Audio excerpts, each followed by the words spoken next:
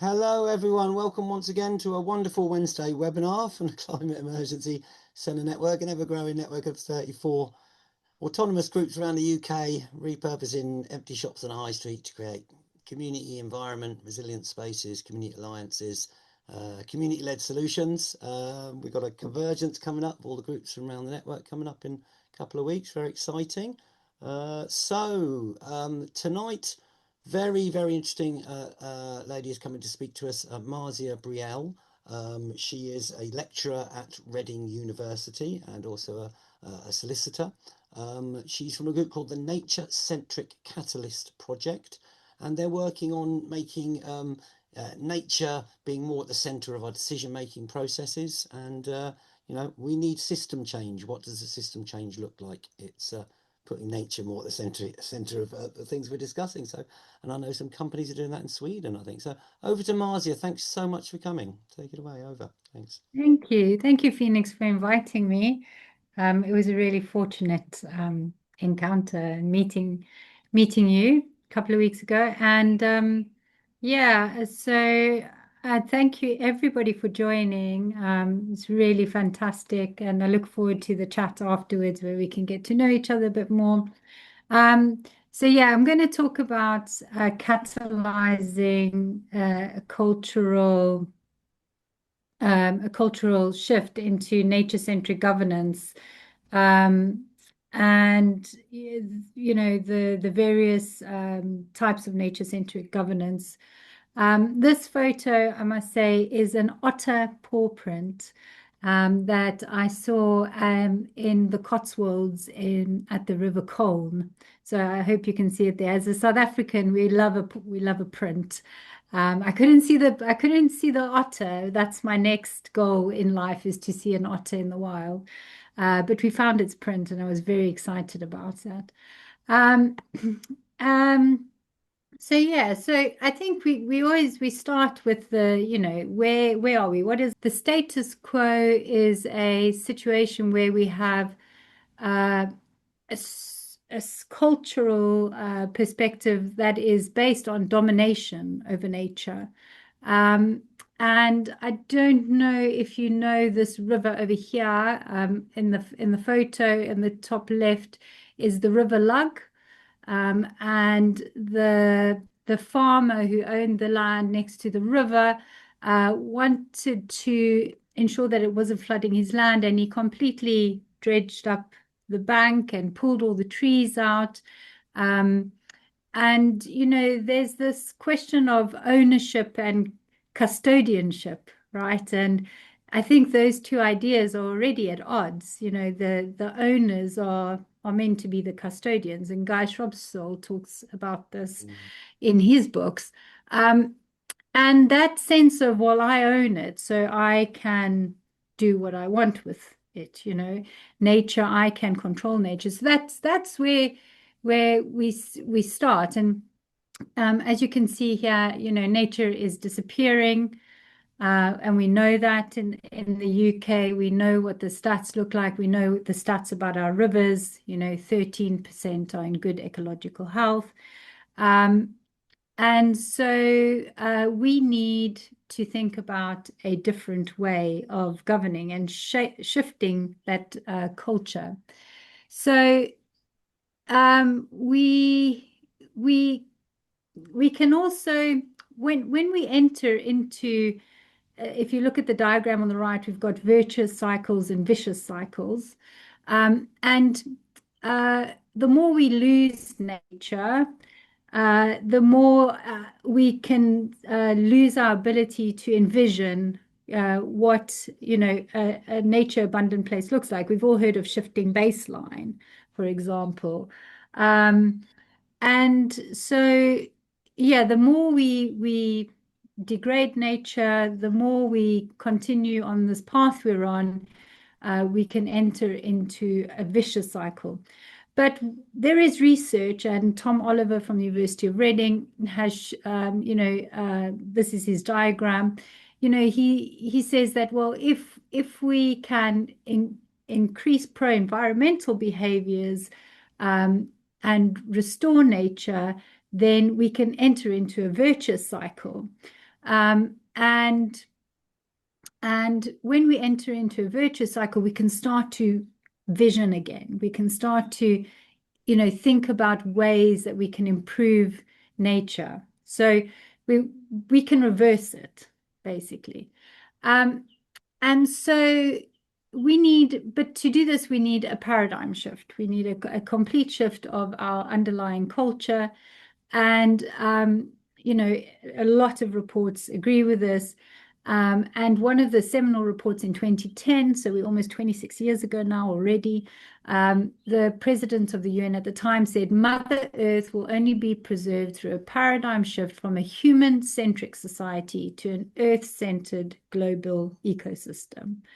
And Wow. so this Earth-centered global ecosystem is really where this word nature-centric, I think we've heard of ecocentric is another one that people use, but I think nature-centric, it has I think it has a feeling, it has it resonates with us. Um, and so moving from this human-centric, where we have this domination over nature and we see nature as something that gives us like we can use it. We need to shift to the intrinsic value of nature. Um, and that is nature-centric governance. And the three that I hope you've heard of, but I will speak about what they are, is rights of nature, uh, nature representation in decision making, and nature as a stakeholder. Okay, so let's hope the slides change now. Have they changed? Yay. Yeah. Good. Okay. So, nature representation in decision making. So this is an extension of citizen assemblies, but with representation to the more than human world.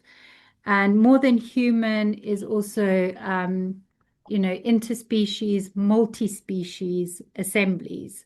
Um, I'm wearing a swan. I attended a multi-species assembly, and my daughter actually made this mask. Um, and I think as an educational tool, and as a tool to get people thinking differently, it can be quite effective, but it's obviously can also, be sort of it can be ridiculed, in some aspects and go, well, do we want people to be dressed up in a in a council meeting, for example, which is what they did in Southampton, by the way. But but but what we found is we've spoken to Elspeth Jones, and she was a nature representative in the Welsh government in one of their policy, in one of their policy groups, and she had to represent nature. So, and she didn't get dressed up as nature, but that was just her role. And I asked her, we all asked her, well, how can you represent nature? And she said, well, just by having the role and sitting in a meeting, people actually automatically start to consider it. And they start to go, oh, should we be thinking about, how this would impact nature in this region, or this decision, how would it impact nature? So she said, she found it, the question was bugging her. How can I represent nature? Who I'm just a human. But she said that people just automatically do it. They just start to consider it. So there's different ways of nature representation. So that's the one nature-centric governance approach. It's very good for different perspectives, like I said. The second one is nature as a stakeholder. I think you might have heard perhaps of nature on the board is the Yeah, that's the one. one somebody's been telling us. I think Carl from Ravensbourne University about Sweden has, yeah, nature on the board represented. Yeah. Yeah, Just a so quick one on the interspecies assembly. What's it actually look like? You have humans there and some people yeah, representing the animals, the nature, the rivers, the yeah, woods. so Give us so a little picture. I will, yeah. So charity I am a trustee of called I Stand Beside. Um, if you look them up, they're really good. And what you do is we arrive and we have mask baking. So they have some books out, and you can sort of pick. Maybe I know who I want to represent, but they also have books out, so you can read up a little bit about your species that you might want to represent, or your animal, or your tree. And then you have mask making. So then they've got all the crafty bits there for you to make your mask. And then they have a creative artist who does embodiment. So then she does a bit of movement. I found this very interesting. It was very much like, walk quickly, but then walk slowly. And then it was like, be tall or be small. And I'm not very, I'm not very creative in that sense. And I found it really a little bit challenging because you feel a bit, uncomfortable. Um, but then when she said, okay, now think about your animal and think about how it would move, how it would, um, and I actually could start to envision it because I think I'd done weird things with my body that all of a sudden it didn't feel too strange to think, okay, well, how would a swan move? Um, and then we had a circle where there were humans sitting in the center, and all the species that were represented were sitting in a circle. And then we spoke to the humans, and we said, "Humans, can you please, ensure that." For example, well, for me, I said I really liked seeing the humans swimming in the Thames, and now I don't see you anymore. Yeah. So it's quite creative, but it was quite effective. From a learning point of view, I'm not a scientist. From a learning point of view, to listen, there were people in the room that were actually specialists in their areas.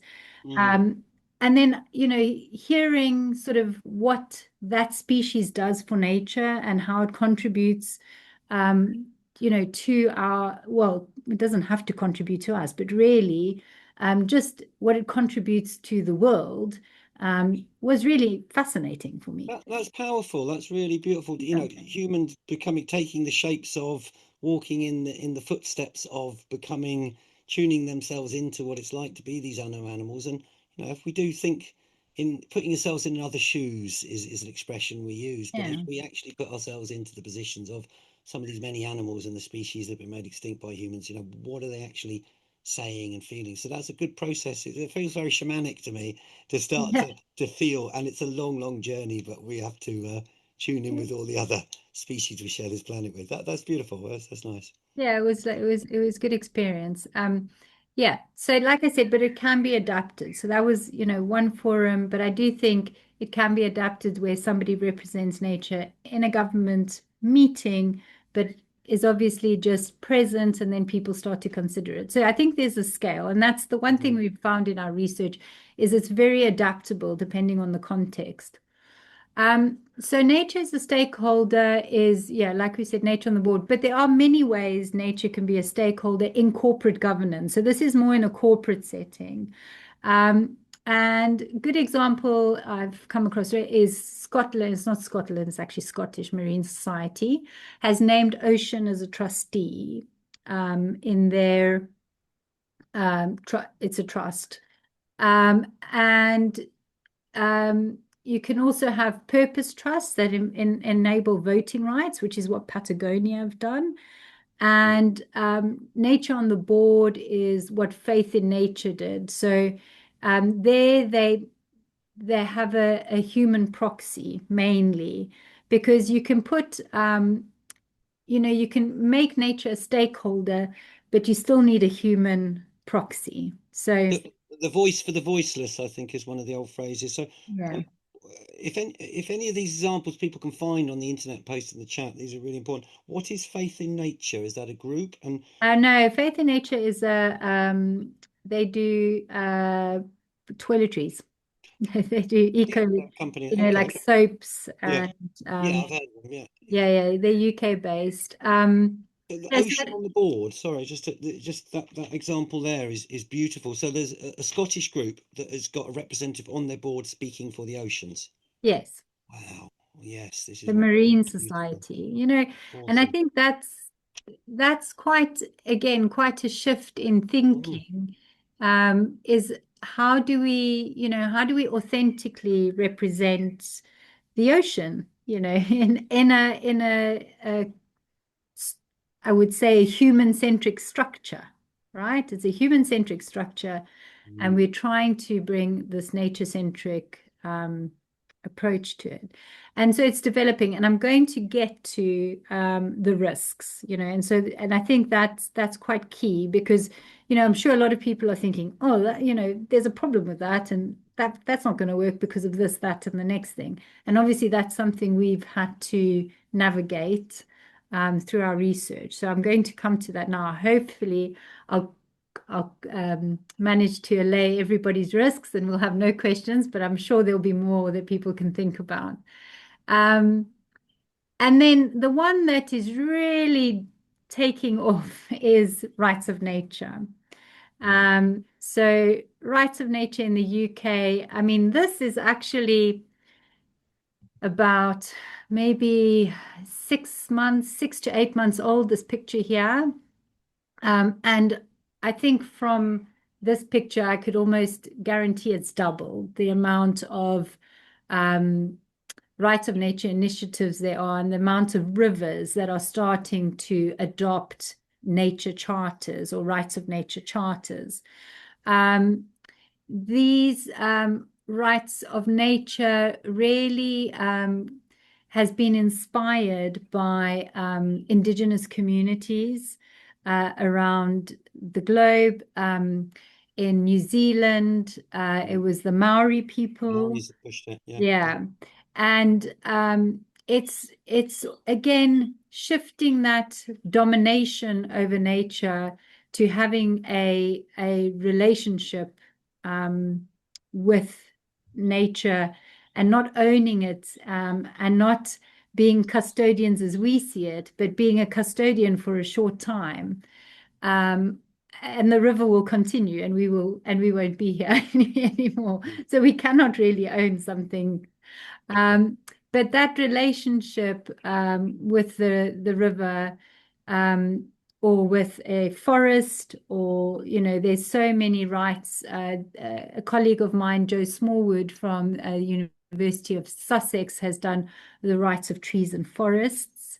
And it can embed anything. It's very localized. The great thing with rights of nature, it comes at a local level because every river is different, every catchment is different, every it's different to the extent that a river might bend. It might be a river that's been dug out. The you know the species living in it could be different. So it's all about having the right to have a clean river, a river that can flow, a river that has got high biodiversity. These are the types of rights.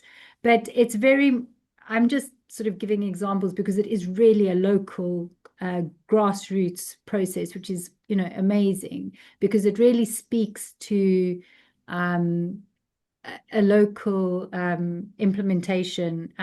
Yeah, and I think it gets a lot of buy-in because of that. But it's growing in the UK, and I think some councils have started to adopt it. So I think Lewes was one of the councils to adopt it. I think I saw the River Wye Mm. Yeah. recently. And so a council adopts the charter. And then I guess the question is, because it's growing, the question is, okay, well, then what? And then what? So we're all waiting to see, and then what? I think that's a really important question. But when I started in Rights of Nature, I'm also on the board for Rights of Nature Network in the UK. And 2 years ago, we met in a woodland near Salisbury. And we all grappled with the idea, like, what is rights of nature? What have they done in New Zealand? What did they do in Ecuador? Can it be implemented Mm. in the UK? Do we have a constitution? You know, just all of these questions. And a year later, we met in the same wood, and we'd already moved past past the phase of developing the idea into implementation. We're like, oh, we've got this charter, we've got this charter. Okay, well, there's the River Rights Network was set up, and they help share charters or help local communities set up charters. So it did develop so much. And here we are a year later. We had Rob McFarlane's book, Is a River Alive? And all of these wonderful things. So the trajectory for rights of nature is really strong in the UK. And the Green Party have just had their first reading of a Rights of Nature bill. Right. So that happened this week. So, so, so a lot happening, a lot happening. That shift, this is what we need, paradigm shift and system change. And we're in this culture that doesn't center nature. So this is really important work. Mm. Yeah, thank you.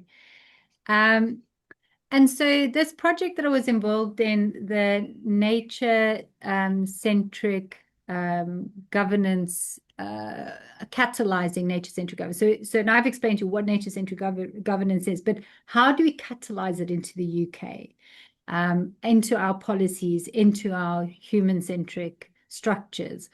And so we ran 4 workshops. They were all sort of in nature abundant venues, because we wanted to sense nature and feel nature while we were talking about nature. Um, and the first workshop was de-risking. So de-risking these nature-centric approaches, or nature. I sometimes just say nature governance approaches, because sometimes nature-centric can be quite a mouthful. So we want to de-risk it, and by de-risking it, we then can make arguments for it, and be prepared to make arguments for it, because it depends, where you sit in your, political stance, for example, and you might say, well, this is not going to work because X, Y, Z. So we wanted to de-risk it and be prepared for it. And I'm going to talk about our findings and the type of risks we came up with. This image over here was a way for us to measure each of those governance approaches. So we would say, has rights, nature representation, does it have high integrity? Can it be scaled easily? Is it adaptable or flexible is another one. And can we have accountability? So we'd sort of measure each of these approaches and come up with, we are writing an academic paper on this. So I think this might be slightly too academic for this talk, but yeah, just to sort of show you the kind of work we've been doing, and we are publishing a paper on this. The second thing, we ran another workshop. I was not in academia before. I did work at Diamond Light Source, which is a research government research institute, and when you're not in academia, they kind of say, you guys are detached from reality. You come up with these ideas, but in practice, how is it going to work? So the second workshop was really applying it to a real world problem. And at that point, the Labour government had announced that they were going to build 1.5 million homes. And we were sort of saying, okay, well, what would a nature-centric housing development look like? And we invited developers, we invited, people from built environment, not agriculture, architecture. We had architecture. We had, we had, yeah, legal, ethics, economics. We had people from economics, finance, and we wanted to sort of do visioning. So we said we'd lost that visioning ability. And so we used a program called the Three Horizons. I don't know if anyone has heard of that. So Leading Through Storms is a company we used, a community interest company, I think they are. Oh, And they've been in touch. They wanted to do a webinar. Okay. oh, yeah, yeah, yeah. So they do the three horizons. And the first horizon is really the status quo. So, well, we've got environmental laws. We've got biodiversity net gain, for example, that they will replant all these trees that they're cutting down and, they will restore nature. And so you say, okay, well, that's the status quo. But the second horizon is, well, why are we not implementing it? Or why is it not working? Well, we've got all these laws, but why is it not working? Well, we need to enforce it. We need better enforcement within government. And we need more money to enforce, so that's like the second horizon. But the third horizon is then visioning, well, how can we do, nature-centric governance? And if you think of nature representation was probably the key there. It was sort of like, okay, well, we're going to develop, but who lives here? Who lives here? And looking at it from the perspective of the current inhabitants, you know, um, and what do they need, and how are they interacting with each other before we arrive and just start building, and how do we incorporate them into the space that we are going to build on. I mean, obviously, all of us might agree we don't really want to continue building, but we had to do a practical example. We wanted to have a practical example, and then nature on the board or in that corporate governance structure would be like, okay, well, the nature of that place, if there was a developer, if they had nature represented on their board, what would it look like for them? How would they think of this differently? Um, and obviously, rights of nature, you could have a nature charter for the place and say, well, in this place, nature has a right to thrive. In this place, nature has a right. The wild species has a right, so you can develop a charter for the place. So, and then we've written quite a few popular articles, inside housing, and we're also publishing another paper on that.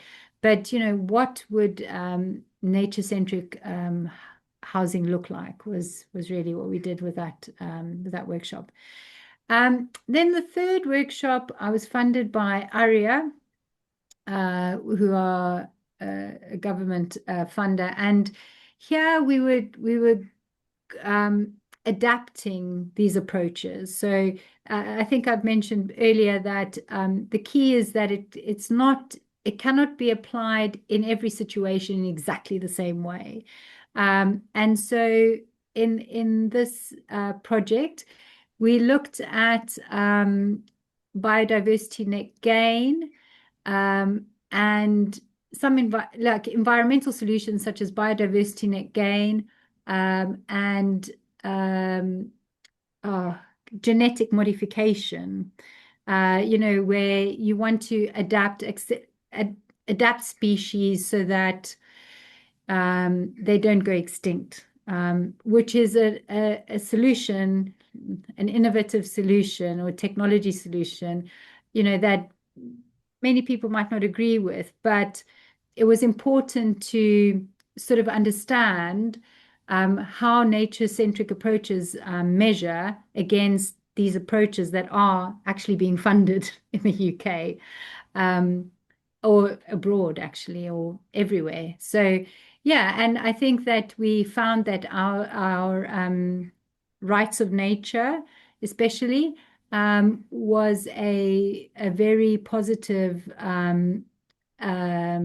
environmental solution that had very few risks compared to biodiversity net gain and genetic modification.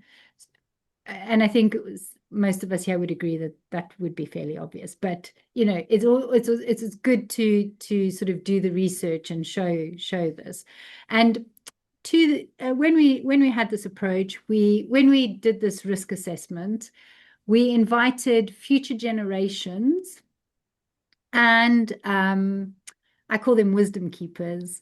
We had a shaman, and we had people who really live and embody nature. Um, and I think for them, to join an academic workshop on these topics might seem a little bit daunting because, they want to just be authentically themselves. But afterwards, they said they found it so valuable because actually they can see from the inside, what people are thinking, why people are not seeing nature and revering nature the way they do, and also them being able to input into academic work so that we can think differently. And so we had these people all in the same workshop, and the cross sharing of knowledge and wisdom is so important, especially in academia, which sometimes can be in silos.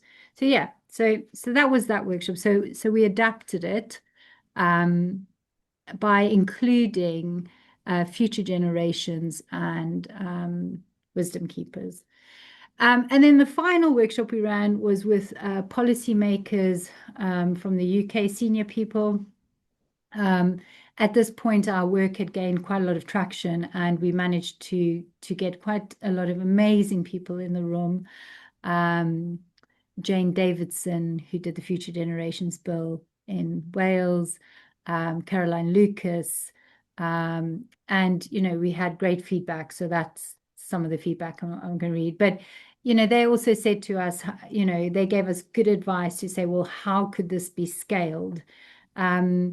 One of the points was to tie it into a government deliverable like SDGs, for example. So governments sign up to deliver SDGs, and then you can sort of say, well, to be able to deliver that, you use nature-centric governance, and this is how it's been embedded in government.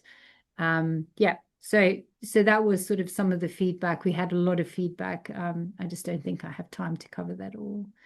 So that's just a summary. So we have these approaches, but how do we catalyze them? De-risk, we envision what it would look like. We can adapt them, and then we need to scale them.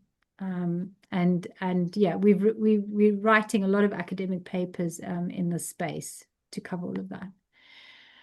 So then I'm just going to kind of look at the risks. So nature representation, you might say, well, there's going to be cultural and political resistance to this, which could easily happen. But then you get into the mitigations, and I think that's the really important part. That's really the gold in arguing or defending these approaches. And I haven't listed all the risks, but I've just sort of put some up, which I think might be good to chat about. So yeah, you can embed them into current practices to enrich them and trigger better solutions. I think especially when you have laws that are developed by humans, developed in this human-centric structure, whereas nature-centric is really a grassroots movement. And I think if the two can meet, or if they can really value the grassroots movement, it can influence the top-down or the governance approach, which is legislative. Yeah, and you kind of want the two to support each other. For example, if you have rights of nature, you have river guardians, and river guardians, they very connected to their river, and they know what's happening, and they know when it's not healthy, and I almost wonder, this is a personal view, I almost wonder sometimes if they can't be used to feed into those accountability structures, and be part of that. Um, if there was a way to use their relationship, not use it, but I guess I don't know what the right word is just to foster and nurture that, and it feeds into an accountability structure. I think that would be really good. So I've already said with housing development, we sort of said who lives here. Um, Funding species adaptation risk assessment has nature species and ecosystem experts representing when scaling. So yeah, this is just when you have species nature representation, it can be on a species level, or it can be on a broader or smaller. It just depends on what you're trying to do. Yeah, so that's that point. So you could take funding from a limited pot of money, and it can be seen as competition. So social competition, you've got that human rights. They say, well, everyone needs a house, so socially we need these. There might be a tension, but what we found that is that if you go with a nature-centric approach, it actually has cascading benefits, like it has social benefits, so we all want to live in a place that is nature abundant, because it's good for us, it's good for our mental health. It also gives us a sense of place, a sense of belonging. And so, the tension isn't there. I think it is really if we went for a nature-centric approach, we don't have to sacrifice the social side. We just have to ensure that they cascade, and there are social benefits to have. Obviously, there's social benefits to having a nature in abundance. So yeah, so that's one of the criticisms you might come across with nature representation. Nature's a stakeholder. Well, you could say greenwashing. As soon as you get into corporate, profit motive is always going to win. Um, and so, yes, I mean, there is a lot of work on nature governance in leadership. So, um, for example, Said Business School, they're involved in nature-centric governance in organizations. There's a shift towards that. Henley Business School, we're thinking of running a nature-centric governance course for MBA leaders there. So trying to, shift organizational culture authentically, not just in a way that's greenwashing. And also, yeah, I'll get to that in a bit. And the profit motive, yeah, it's just ensuring that leadership buys into this. So rights of nature cannot be upheld. So say, for instance, if we go into there's a lot of funding constraints in this space, and like I said, well, you could give them enforcement powers. You can give guardians give guardians legal standing that have clear enforcement powers. And yeah, and then there's all of these other examples. So protected finance, so you could have restoration funds, trust endowments, and local councillors engaged with rights of nature can gain political leverage. For example, the Rights of Nature Bill, which I mentioned earlier.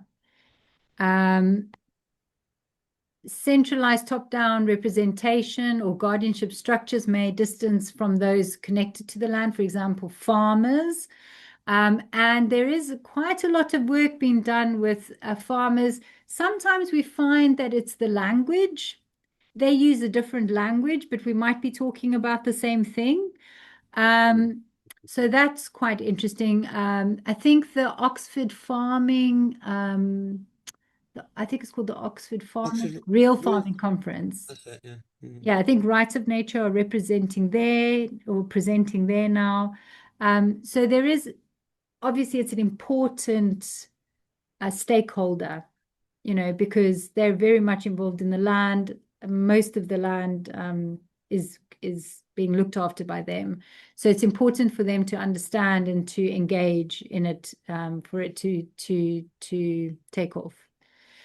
Um, and then this is the fun stuff. So we do the academic workshop where we do all the thinking, but at night we bring the heart in, and we have a nature-centric coffee house, which is about philosophy, um, connection to nature. We ask people to bring something that connects them to nature. It could be a poem, it could be a stone. We had somebody bring a stone that her daughter had given her, and tell us a story. And so what this does then is we then move into the academic head part, into the deeper value shifts. And what we found is that people, we wear egos. We go into our jobs, and this is our job.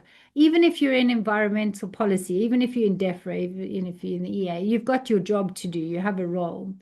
But that sense of nature connection is, most people love being in nature.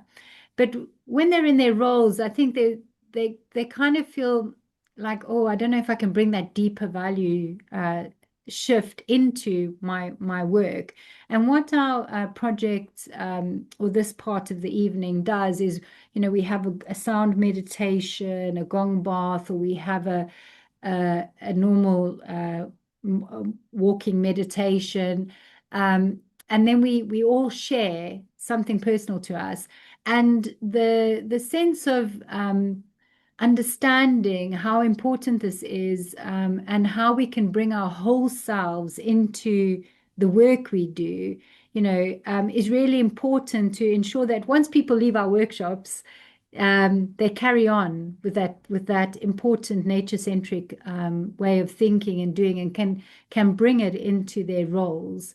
Um, and we speak about indigeneity and culture, and here we are on at the top of Goring, looking down towards Aldworth, talking about the giants, folklore. So I'm sure a lot of you know of, people in the UK who really live close to nature. And those are the people who inspire the work we do, abroad, yes, but also locally.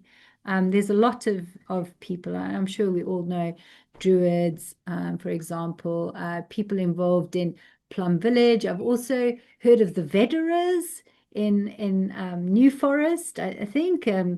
It's just Yeah. amazing, amazing, rich culture. Um, They have their own laws in the New Forest. We did a camp there once to save a bit of forest, but yeah, they have their own laws and ways that are the forest ways. Hmm. um, and then this is just, yeah, it's just an image of, the biodiversity in and the natural habitat still in existence in the Amazon. This way of seeing and relating to nature. I mean, as much as we know that there's extractivist practices, and I met some elders from the Amazon in Oxford about a year ago now, it was last summer. And they say to me, can you eat gold? Why are you destroying my home? It's not, you can't eat this. Um, and I understand it. But I also, want to say that, in the UK, our biodiversity intactness is really low, and when we look at these other cultures, I mean, we cannot be, exactly, or we don't want to feel like, oh, we're taking what they're doing. and we're doing it here, but we have our own ways of doing and seeing and understanding and wisdom. Um, and yeah, I think it's important. And this nature connection, there is research that shows that decisions made with nature exposure reduces future impact discounting. So, you know, when you say future impact, it's kind of like, oh well, that's too far in the future, or we're not really concerned about that. But when we're in nature, we can really sense the future. We can sense our ancestors. We can sense, we can sense it more, and we care. We make decisions differently, and people who live close to nature, who inspire our work, they feel that and they understand that. Um, and there's other research showing that, it shows if we're in nature, we can deal with each other better. Our interpersonal interaction is better, collaboration is better, that polarization is less. These are really important. And this compounding effects, we realize that the venue and the method of delivery is an important element to having a lasting impression, evoking a long-term view. And so that coffee house, that model is, if I take it back to the leaders, where I said, oh, well, we need to get leaders involved. It's also when we have leaders, you can say, that everyone has had a moment of awe, we hope, in nature at some point. Even in an urban environment, you will see something. Could be a thunderstorm. There was a hail here yesterday in Oxfordshire, and I couldn't believe it. And it was wild. By the time I got home, I was soaked, and it was just there was a moment of nature there. And I think, we can all sort of, in some point, resonate or connect with nature. And I think that's a really important part of the puzzle. And so I think I've spoken far too much. That's Uh, beautiful. It's deep. yeah, so thank you. I think we should open. I don't even know what the Yeah, time is. that's cool. No, you've channeled it through. It's absolute paradigm shifting. Is exactly what we need. We talk in the environmental movement and we paint a lot of banners saying system change, not climate change. But I keep saying to them, what does it actually look like? What is this new system? What are the system changes we want? And you've handed it to us on a beautifully illustrated plate, shall we say? So there's more to be said there, folks. But just to get you queued up, if we'll probably run till 10 past or 5 quarter past if Marzi's all right with that. Yeah, sorry. I'm so sorry. I just saw the time. It's 55. Don't be sorry, be happy. You're doing incredible work. You're at the point of the Thank you, spear Penny. of change that we need. This is what we need. So, folks, if you've got a question, a comment, a feedback, there's a little heart-shaped icon down at the bottom, and you can raise your hand like that so we can see who's 1, 2, 3. It could be a question, a comment, or feedback. Please keep them shorter and focused and stuff. And yeah, there's various other bits could be said there, but we'll come along to whatever you want to say. It's really important work this is you're doing. It's absolutely critical that we bring nature into the center of our decision making structures, because we are destroying the air and the water supply that we are living within. And what you said there resonate with me at the end. Indigenous cultures know these things and make decisions based on that. They bring nature into their councils and and as one of the indigenous peoples of these islands who've been defending the trees and the nature and the rivers and the forest for a long time, and know we really need to bring these spirits and the animals and the ancestors and their consciousness into everything we do, right up to the corporate board and the council and the People's Assembly. We've really got to get on with this because it's critical now. And repair these systems. All right, Marzia, bless you. That's fantastic. Helen's got a question, and then anyone else pop your pinkies up with a little red a heart icon at the bottom. Helen, Southampton team, over. Hello. Yeah, I just I heard I heard the Southampton interspecies democracy being mentioned. I just wondered if um obviously a lot of people saw the clip on Have I Got News to You, which was Ash. He was there to talk about how to deal with ash dieback, rather than mass felling. Anyway, so it was hat versus helmet, and it became quite viral, and everybody sort of saw this from Have I Got News for You? I just wanted Marcia's input. Does she feel like overall the positivity of the exposure it outweighs the fact that it made us look a bit silly? Like just something like that. I mean, I don't think it made you look silly at all, because I do think everyone was talking about it, and every workshop, people said, "Did you see what happened at Southampton?"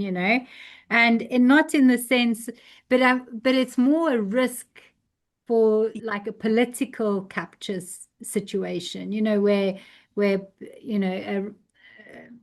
political argument could be raised, and then obviously the idea is, well, I guess the question to you is, was it effective? Did it change something? Did it do something? Because I think that's the important question. And I haven't spoken to anybody who is in that, so this is a real privilege. So if you can tell me, then I can take that forward. So it was different. We had the mask making was in separate workshops in the run up, and we had practice workshops, embodiment workshops, movement workshops, that kind of thing. And then the actual event was a scripted event where people put thought and effort into their own scripts mostly, although I had mine written for me. I was a worm, and it was all about, so we have a national park city campaign, and we also have a possibility of a river charter. So it was kind of about building that Wow. up. And the reason it was facilitated in the council chamber was that our mayor wanted to do something before he finished his term, and whatever. So yes, in terms of what it achieved, I'm not that aware of it having a big external effect in Southampton outside of being part of us kind of getting this river charter thing, and getting more people involved and getting Well, that's something. I Well, mean, a charter is not nothing, it's an amazing step and an accomplishment. the national park cities thing. So, but it's still the same 3, 5 people struggling to write funding applications and get the Mm, grants and organize all the events, if you see what I mean. So it's yeah. still the core group who are still mm, getting away. We had an event recently, it was called Itchen River Rising, with puppets and amazing, singing and poetry and movement and different things, heritage things Well, look, about I the mean, river. But people, I was walking home and I was all dressed up, and people were like, "Oh, so was it a demonstration? Was it a protest?" And it was kind of like trying to explain that it was a mm. sort of a connection. It's creating our sort of It's inviting people in to enjoy the river and learn about the river. That's yeah, groundbreaking, Helen. It really is groundbreaking that it's even getting to the council level and that's happening. And things are moving forward. Someone Yeah. and mentioned about marriage to the creativity, river. you Marzia, can't go wrong. Yeah, Yes. about those so two, much and Robert. creativity. Yeah, you People can't go doing. wrong with creativity. I mean, creativity and knowledge and learning, it's so powerful.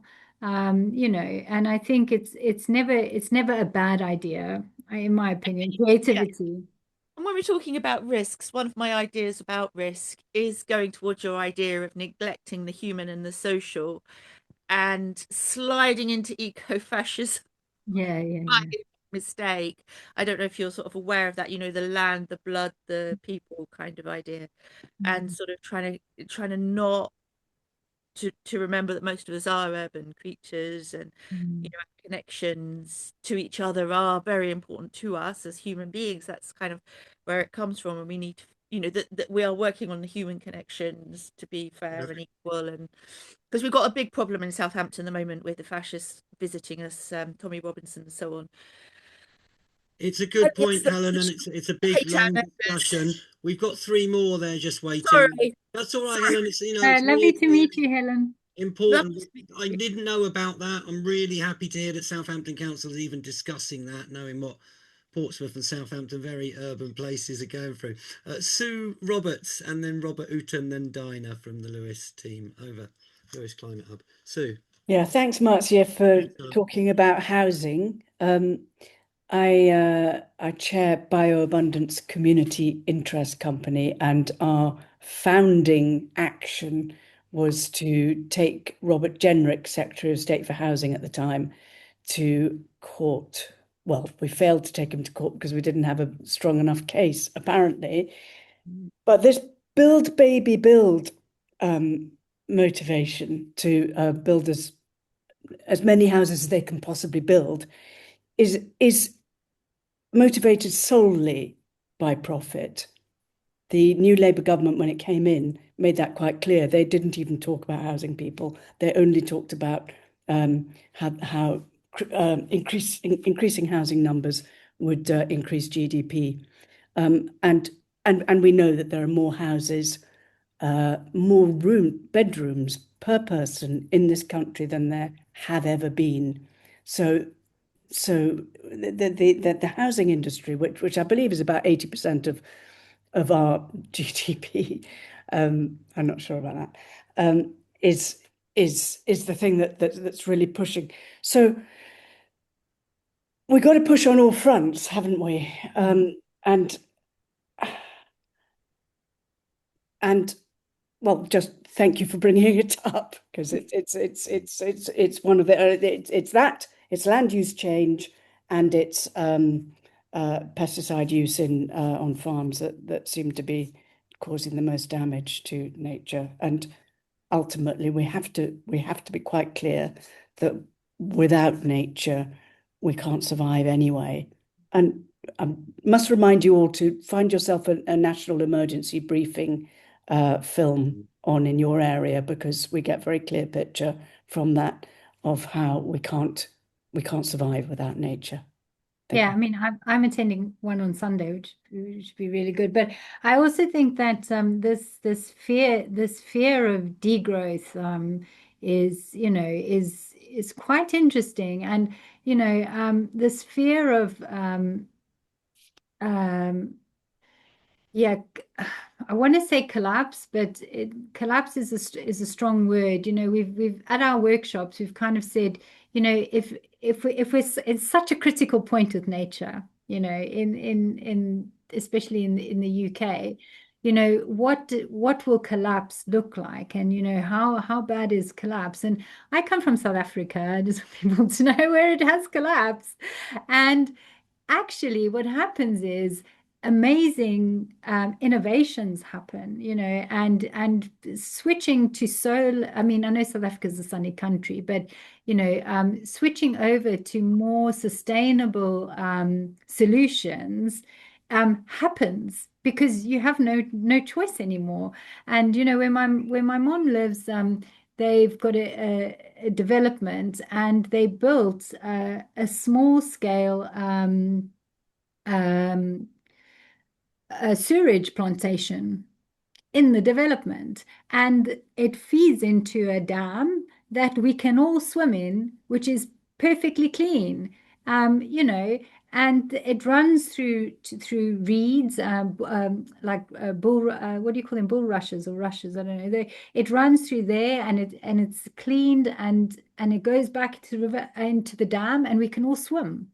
And so, I do think, yeah, I think this degrowth or grow, a lot of people are doing research in this, and a lot of important work in understanding, even as from a cultural point of view, it's like, I want more, I want bigger, I want, and what is enough? How much is enough? It's really important. Check that website out, folks, bioabundance.org. Just put it in the chat. Sounds like great work you're doing, Sue. Over to Robert, and then Dinah in the Lewis Climate Hub, one of the earliest climate emergency centres. Robert. Hi, Marzia. A few years ago, I got very interested in Bolivia's Law of the Rights of Mother Earth, which was passed in 2009. I think it's generally regarded to been a failure, and it's led to a lot of contention within the indigenous population, and there haven't been any examples of actually being successfully litigated within the country. And so it kind of makes me think a little bit about whether, most people steer clear of the law because it's scary and because you're likely to lose if you haven't got enough money. And I just wonder whether nature in court is the right place to protect it. I'm sort of thinking about Bolivia a bit. Yeah. No, it's an important question. So I don't know if you've heard of Monica Faria Tinta. Monica Faria Tinta. She is Peruvian, I believe, and she was involved in legal cases, and I think she was involved in one in Bolivia. And she says that when it comes to mining, I think in those countries, it does give them a bit of legal standing to try and stop more extractivism. So I think it can be used as a tool. I know you say, okay, well, it might be contentious within indigenous communities, and I think Rob McFarlane writes about Ecuador, and there's a lot of people doing work in Ecuador on rights of nature because it's also in their constitution. And I do think there's been backlash on communities that support it because, again, I think it's those big extractivist organizations. And but I do think at a grassroots level, and if you read this barrister for the Earth, Monica Faria Tinta, she's actually based at Essex Court Chambers in the UK now, and she is representing the Mar Menor River in Spain, and she is she's taking I think there's a lot of pollution from farming that goes into the Mar Menor, and I think she said it's ecologically dead. And she's representing the river, which has rights, and she's taking it to the European Court of Human Rights, I believe. And she says people say to her, this is not going to work. It's not going to work in Bolivia. And she said it did work to stop a mining company. And she said, she's taking it in a European context, and people are saying it's not going to work. And she said, I'm doing it. And I think that, you need these brave people who are there to push the boundaries. I mean, the thing with case law in the UK is you can shift law through case law, so it goes to court. You could get a sympathetic judge who understands the environment, who has a relationship, who goes, oh, we can maybe, if there's a good argument to be made, we can extend this rights of nature. We can give it a legal standing or legal personhood, which is, what they're trying to do with rights of nature. So I think it's a watch this space, area. And I'm optimistic because I think you have amazing people, being really bold and taking great steps. And like I said, I've seen it grow so much in the UK in the past 2 years that I'm hopeful. I agree with you, like, is court the right place? Does it really speak to nature? But I think within the structure that we have, yes, if you had communities where we could all sit around a fire and we could have all our counselors and we could all talk about our things and we can make decisions together, obviously that would be amazing. But unfortunately, I think, the structure we're in, we do have to kind of come at it from the inside, unfortunately. But I hear you. I really do hear you. So thank you for that.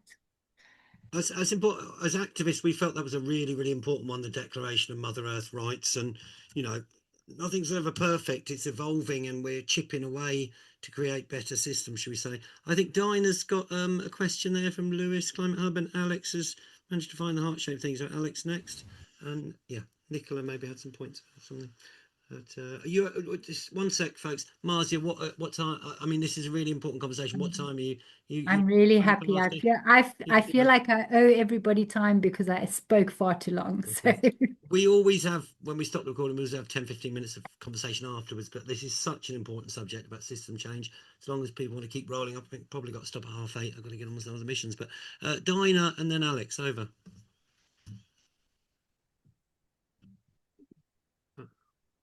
Hi there.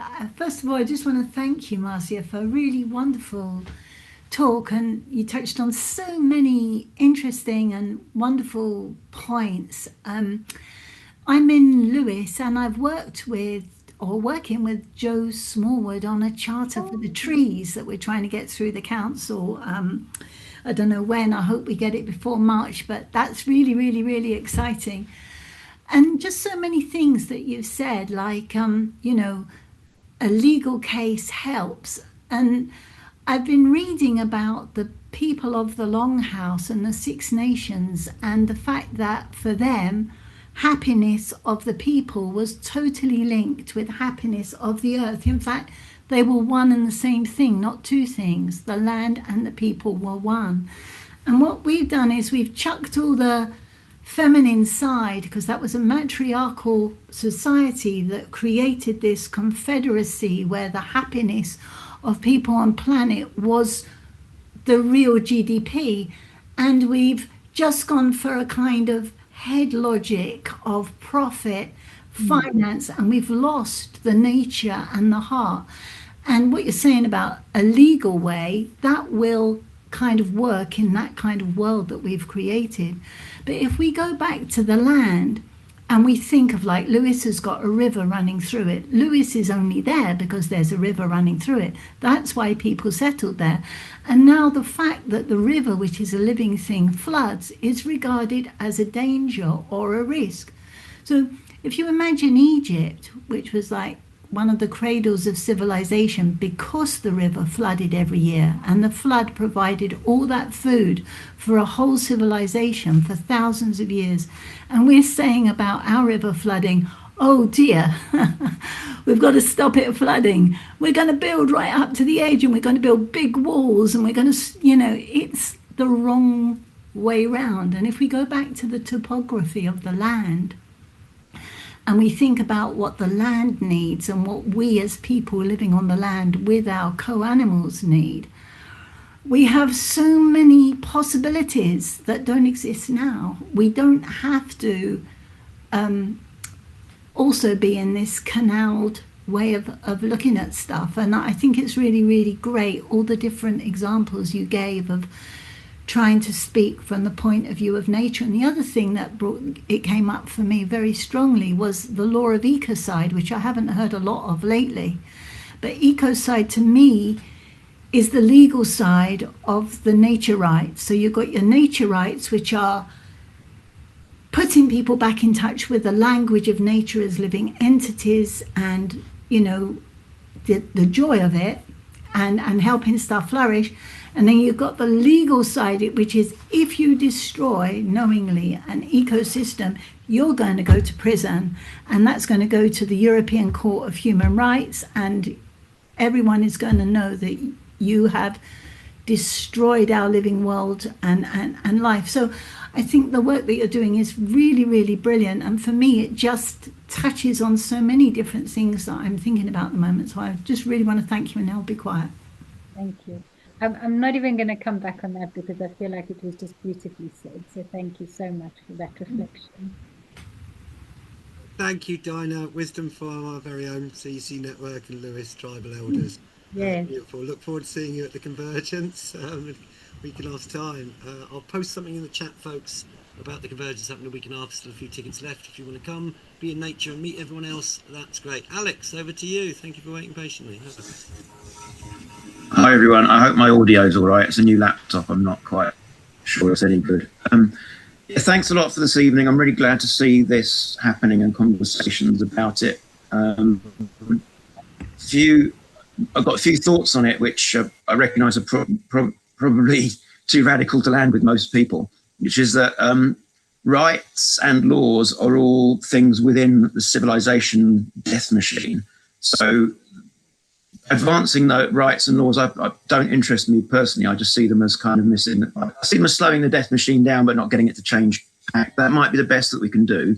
So I still support others doing that thing. What really interests me about this is the third element, which is getting representation for other than humans in governance decisions, whether it's community, corporate, or national governance.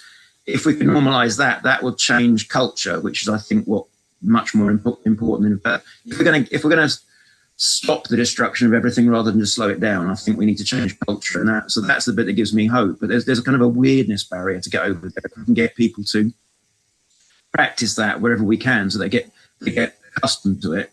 And I've even been in Earth First eco-anarchist settings where people turn up happily after having represented the rights of the river, kind of inhabiting and representing other voices, and that obviously that was received uncomfortably with even these eco-anarchists because they weren't used to it. So, but I think we can get used to it. We've just got to practice it instead of talking about it. Yeah. That's the bit of it that I'm most interested in, and I'd be very supportive and try and do so myself to make sure that any groups I'm in, we try and actually start instituting this stuff and getting used to it. Representing voices of getting over the weirdness barrier and normalizing it. Yeah. Because it's changing culture, which I think is essential. I think the one thing that we took away was, it's you say get used to it, and I think what we found is if you give people the right that if they're in nature, for example, is an important, or they're connected to nature, then actually it's pretty easy to go into a way of governing that is way more natural for us, and actually wasn't that long ago in our, if we look in our ancestry and in my ancestors, that we lived very connected to nature and our decisions were much different. And if you look at those communities that still rely on nature, and are very connected to it, how their decisions and how their relation to nature is completely different.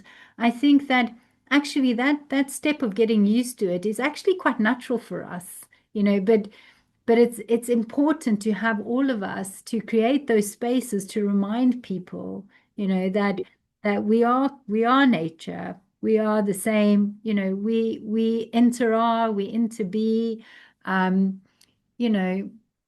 that relationship is always there, and you can get, I can get quite deep and spiritual, but I really I feel it, I feel it in my bones, that this connection and living close to nature is normal for me. It's close to me, and yet there's everything in the world is trying to disconnect us from it. It's pushing us in a very a direction, and I think it is also why we make these terrible decisions. So yeah, I think it's important to create those spaces and continue to do that.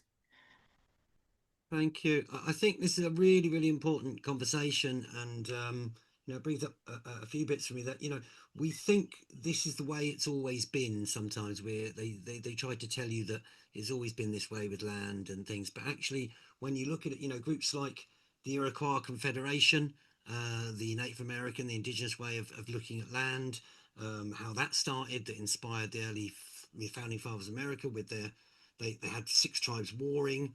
Hiawatha and others, they stopped fighting, buried the hatchets under this tree, and formed this federation of 6 nations that would meet and discuss things, and they brought in nature into their decisions, and it influenced the founding fathers' democracy of America. But the other example, when we went to the Tara protest in Ireland, they were building a 5-lane motorway for all these ancient barrow mounds and sites, and a little kind of mini Stonehenge with a woman and a horse and a dog buried in the middle, and they're just burying it for all this. But the Irish posse told us about something called Breton law, and Breton law was the English came over and introduced English land law, which said one man can own 10,000 acres and decide what he wants to do with it. He's the only man that can own it, and the patriarchy and the blah, blah, blah. And so that led to things where they chopped down all the trees on a bit of land to make money. Whereas Breton law was that you had clan or group ownership, caretaking more, group clan caretaking, stewardship, I think was the word they used, of pieces of land. And so before they chopped down some trees or did something, you had to ask the tribal elders and the clan council and everyone more, or the elders or the wise people, you know, the group decided more. And the English landlord came over and brought that in. And then we occupied this place on the Thames, and big mansion. And it turned out, researching the history, it was actually the guy was around, he was the like the Attorney General of England in 1716, 1720. And when we looked him up, he said he completely rewrote English land law so that it could be used all over the empire and the colonies, whereby they could basically take over large bits of land and do the extractivist kind of system that we have now and see. And so really this system's only been around for 250 years. And the point is that this system change kind of conversation, nature on the board, centering nature, is really, really important. As friends bring up, you know, we can talk about strategy as much as we want, but culture, to follow on from Alex, culture eats strategy for breakfast. How do we change the culture of decision making, the cultures of assemblies? How do we bring the cultures of bringing nature and representing the rivers and the animals and the trees and all these beings that we share this world with? Is such an important conversation. It's been really good tonight to, you know, this is a system change conversation, and you've illustrated 15, 20 different ways. I have to watch it after, because like there's so much. Please share any good links in the chat. It's been really inspiring. Thank you very much, Marzia. I think we've got about 7 minutes left. So Nicola, do you want to do a quick one? And then back to Marzia for drawing together summary, last comments. Nicola has done a lot of campaign in South America. Over.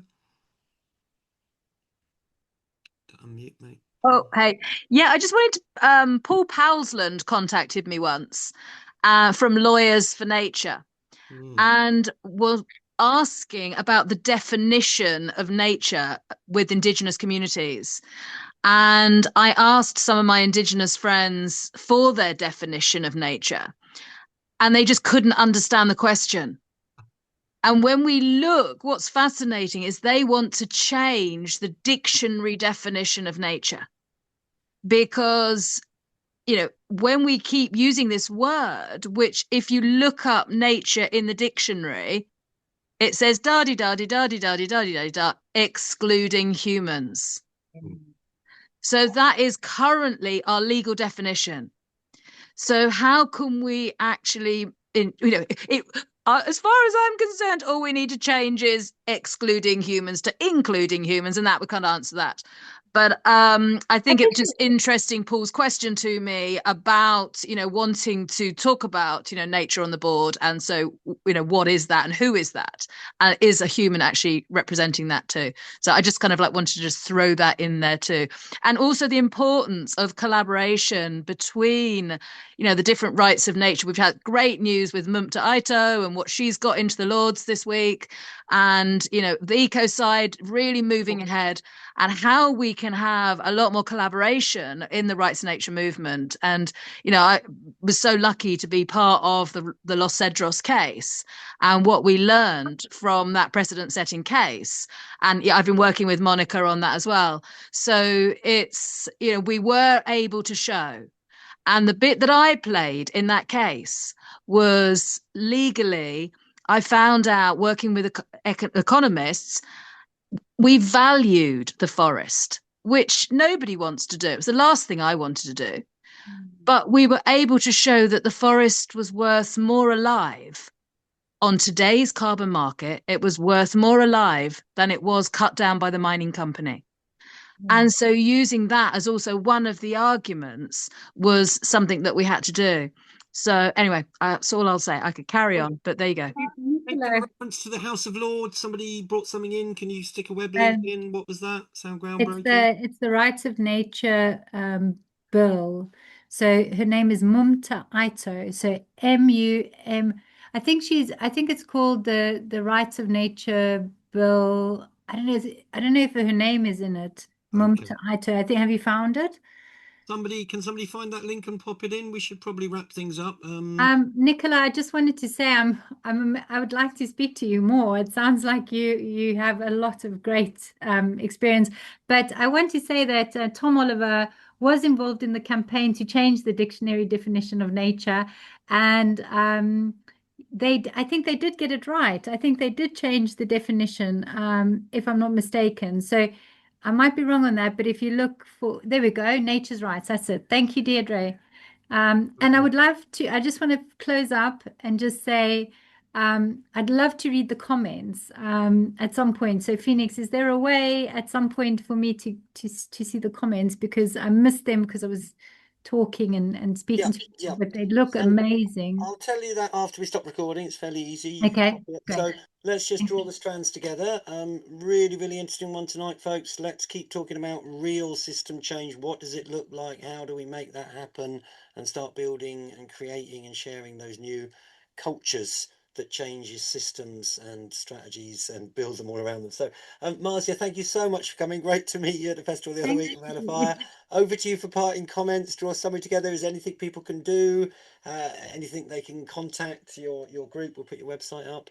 Over to you for parting comments. Thanks. I mean, I just want to thank everybody. It's been super rich for me.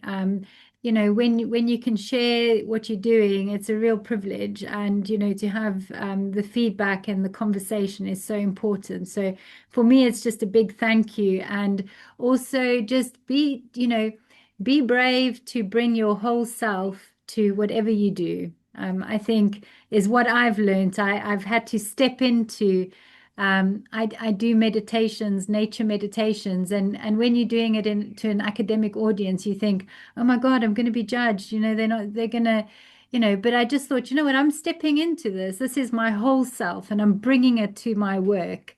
And I feel that the results when you do that, and you know the authenticity you can bring and the change you can make by just bringing your whole self is really important. So, you know, be brave is really what I want to say. Thank you so much, Marzia. As we see you, we feel you. Thank you very much. You're welcome. Thank you, Phoenix.